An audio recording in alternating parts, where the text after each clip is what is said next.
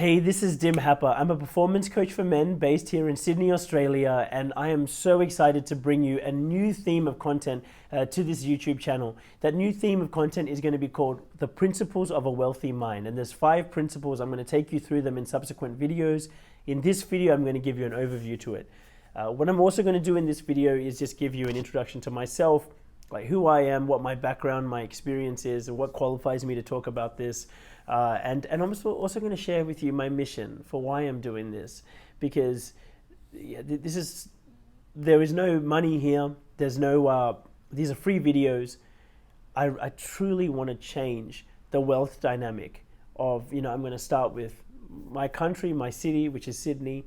And then eventually I want knowledge, wisdom to be given more and more in a fun, digestible way with someone hopefully who's relatable to you, so that you can learn and implement in your life, so you can create more wealth in your life for yourself and for your families, and your friends can do the same. And through that, I can see us all going up together. So sorry, I can't resist talking about my mission. I jumped the gun. So let me get into what wealthy mind actually means. So here's what it is. Here's the best way to explain it. There's 5 principles. But what's a wealthy mind actually mean? It's the psychology that underpins someone that you look up to who has the type of wealth that you want to have, right? So it's the psychology, the mindset, the way that they think that underpins how they created those results. What you and I are going to do together in this journey is unpack the way that they think, how they've created their results, so you can implement them for yourself. And through the principles that I've created, it's going to give you a framework to do that and understand. Because what I have found with friends of mine, good friends of mine, who are multimillionaires, one billionaire, and other billionaires and multimillionaires I've been around and been coached by, the way they think about themselves, the way they think about the world, the way they think about their self-worth, their boundaries, what they have to give, how open they are to receiving, their standards, their habits, what's the minimally acceptable for them. It's different from you and I. And that's why they've got their reality and we've got ours. And for us to create their reality, like a reality like what they've got, we need to adopt the way that they're thinking that actually creates that. So for a lot of people, this is nuts because here's the thing, a lot of people are looking for tactics, right? Everyone's looking for a new tactic. Man, I'll give you heaps of tactics, but I've given heaps of tactics before, and most people actually suck at implementing. Why is that? Because there's man, YouTube is full of tactics. There's so many specific things you can do. Let me share with you a quick story. You may have heard of the Wright Brothers. These are the guys that invented the world's first flying plane, right? Back about 100 years ago, the race was on to build the first flying plane. And at that time, everyone was looking for the new tactic.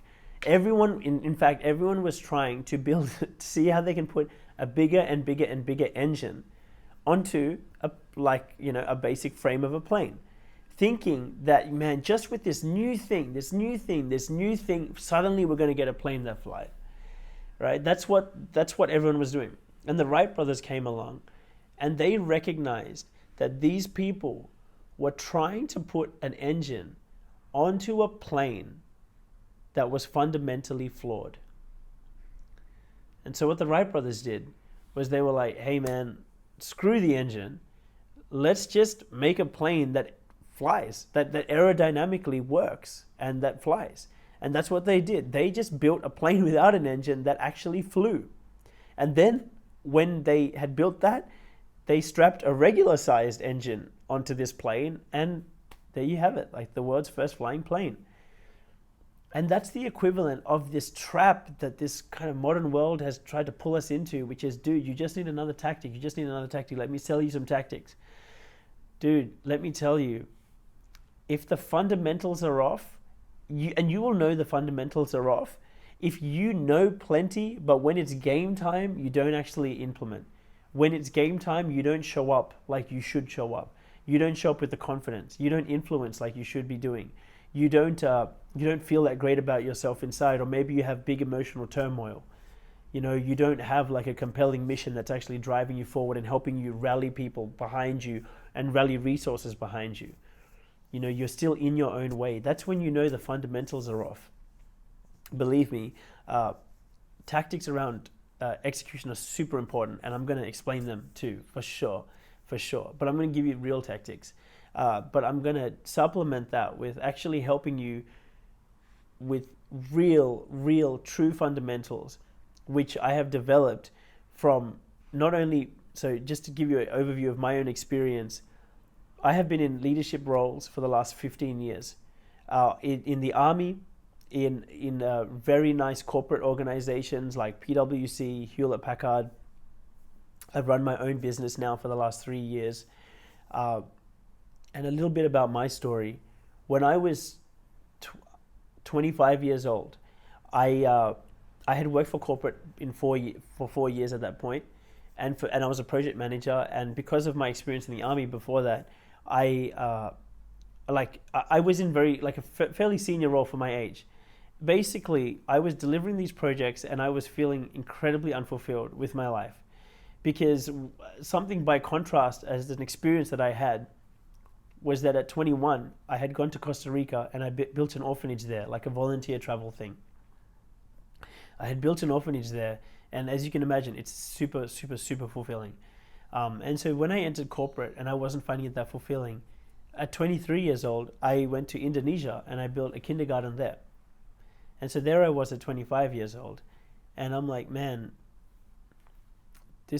I just delivered what's supposed to be a super impossible project for the last 6 months. Barely slept, worked like a dog. The whole team worked, into the ground. And now we've done it. And I'm there the next day, and I just didn't even want to pick up a pen. And that day, right, and by the way, right, my parents are Sri Lankan, right? I was born in Sri Lanka. I came to Australia when I was 2. So I'm definitely from quite a traditional cultural background.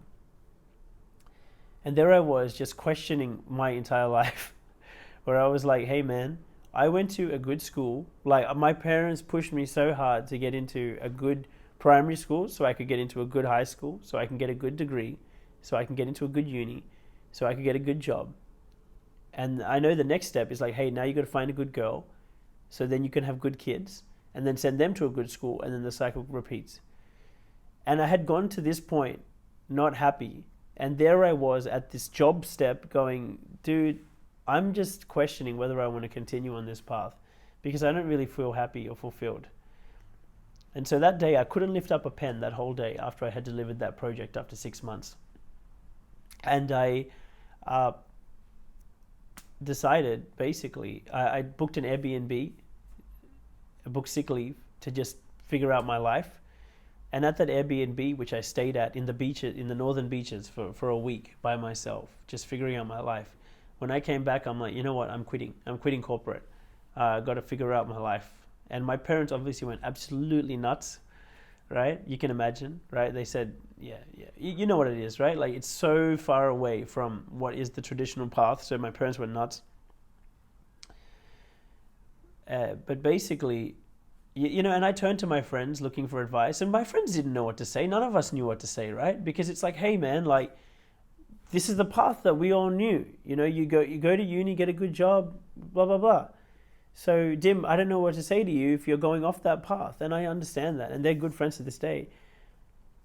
But I asked myself, well, what is it to me that would actually be really meaningful? And for me, I'm like, hey, you know what? It's going to Africa to go build some homes again.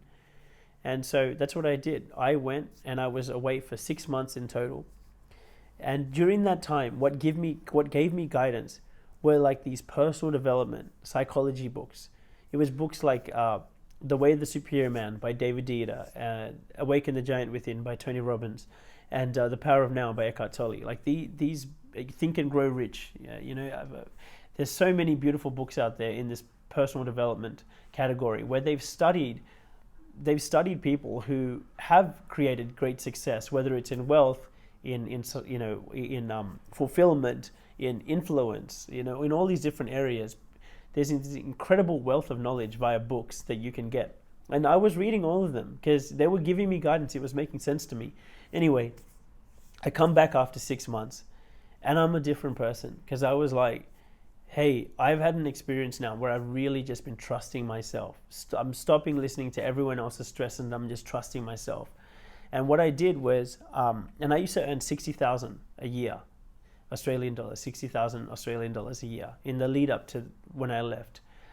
And when I came back, I'm like, all right, well, look, here's my plan. I'm going to build up a big property portfolio, become financially free, and then just go volunteer full time for the rest of my life. That was my original plan. And what I ended up doing, so I'm like, look, I'll go back to corporate and see if I can get a higher paying job. And I go back, start applying, and I get, finally, after like 2 months, I get like an offer for like a job that paid 120K, so it was double my old salary. I'm 25, and it was at a charity. It was an IT project manager job, and I'm like, hey, why would I say no to that, right? But in my heart, it still didn't feel right. It still didn't feel right. I don't know why, but at this point, I had got used to just trusting myself and just really trusting that voice inside. So I turned down that job, right, when I didn't have anything else and I didn't have any money. And I remember one of the rock bottom points at that time was when I was trying to get into the gym and the turnstile wouldn't open. And I was like, what's going on? And then they were like, oh, Dim, it says you haven't paid. And I'm like, oh, of course I haven't. I wasn't able to pay my credit card, so my credit card got frozen, so I couldn't get through. And thankfully, I knew the gym staff and they were good to me and they let me through. But another job came up, similar job, 120K, working for a really nice place. Why would I turn it down? But in my heart, I'm like, no, it doesn't feel right. So I turned it down. And I kept going. I just took the leap of faith. And then a third job came along. And it was like everything I wanted to do. It was a really big mission, really amazing. And it paid 200,000 a year, and I'm 25, and I'm like, I'm in.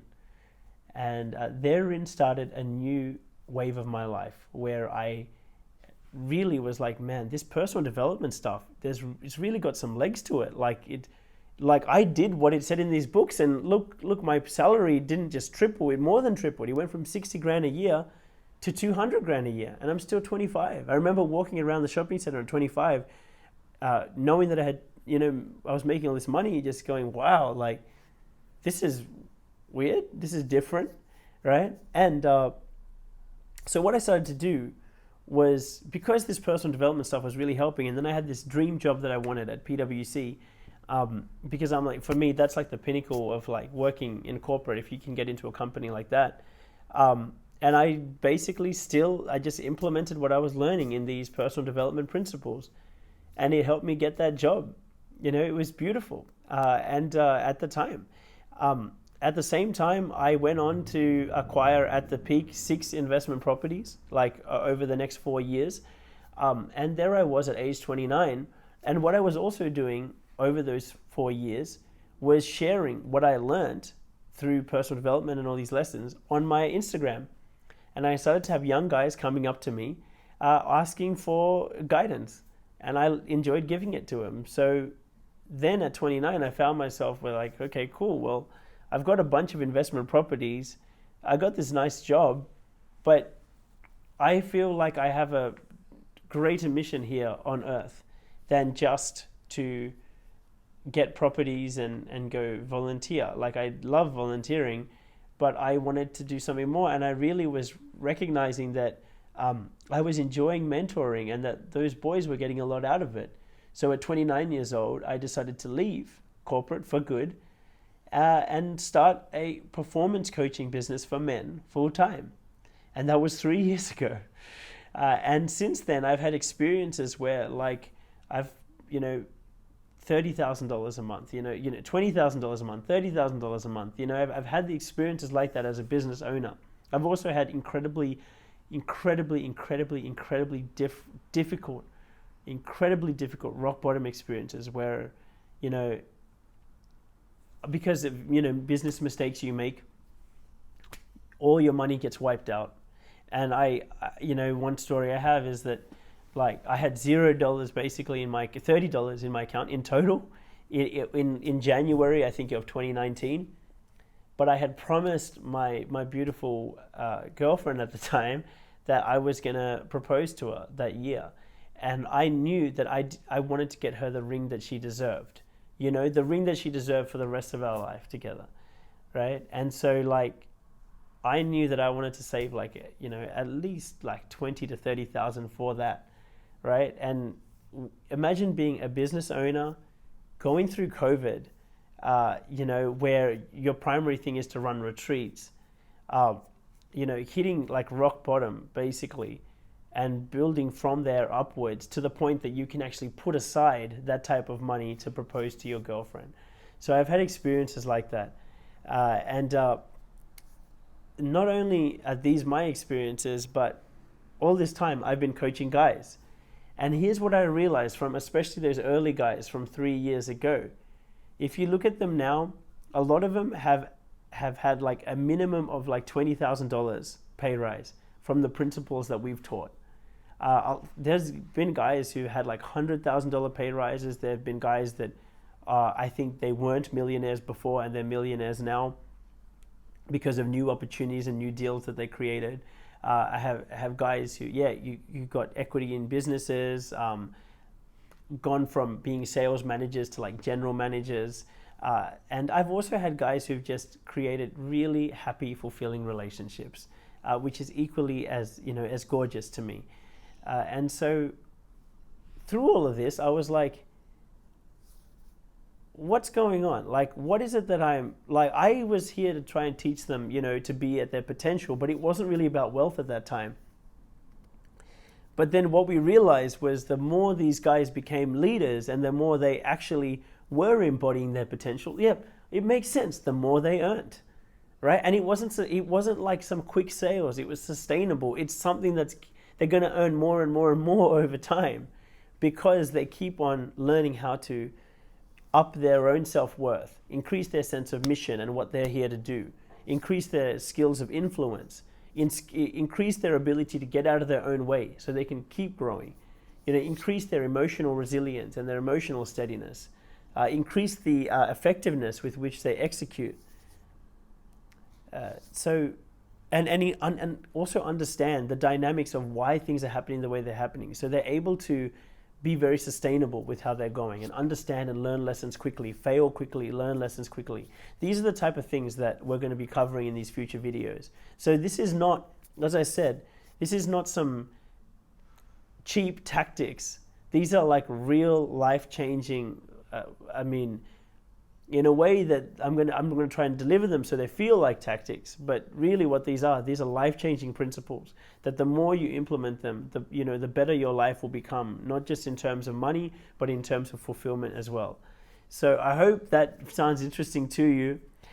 Basically, anything else of my background to share, with all this investment I've had, being around, not just getting coached by multimillionaires and billionaires, but being around them and they are my friends, I see the way that they think. It's so different to the way that I was raised and the way that a lot of my clients were raised. And so why my mission, why I'm doing what I'm doing, is because what I realized is that, for me, I grew up in a place called the western suburbs of Sydney, and that's known as the lower demographic area. And so growing up in that place, I learned to think a certain way and all of these things.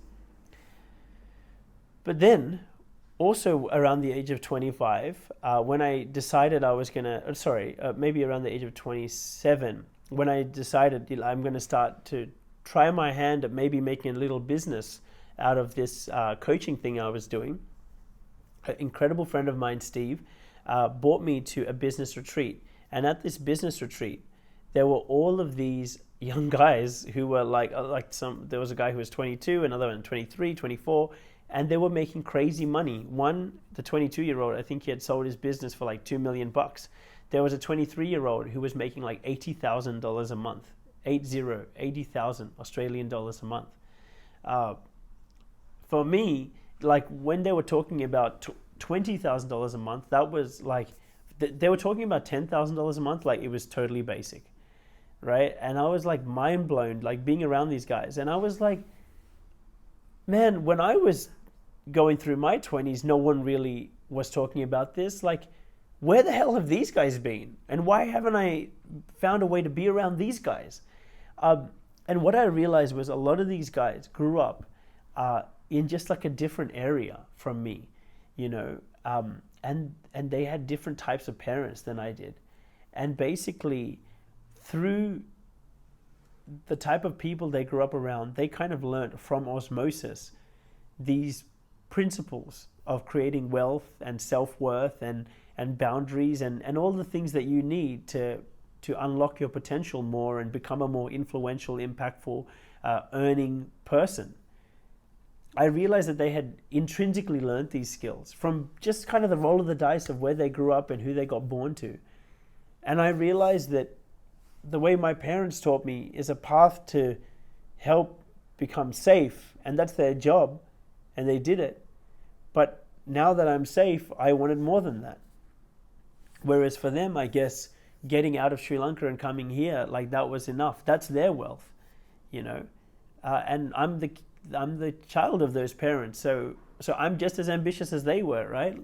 So, but the thing is, they wanted to raise me up being safe, but I'm seeing these guys, and I realize we just missed out. We just missed out on education around wealthy psychology. It just wasn't taught in our schools. And I want to one day change that. I want to one day go to schools and teach these principles. At the moment, I'm writing a book on it. But supplementing all of that, I want to do this YouTube channel. And I want to do that because I want to share with you all of these principles. And I want, what is a win for me is to see you create more wealth in your life, in whatever form is meaningful to you. So I know that wasn't the most structured intro, but I hope you liked it. Thanks for joining me. I look forward to seeing you in the future videos.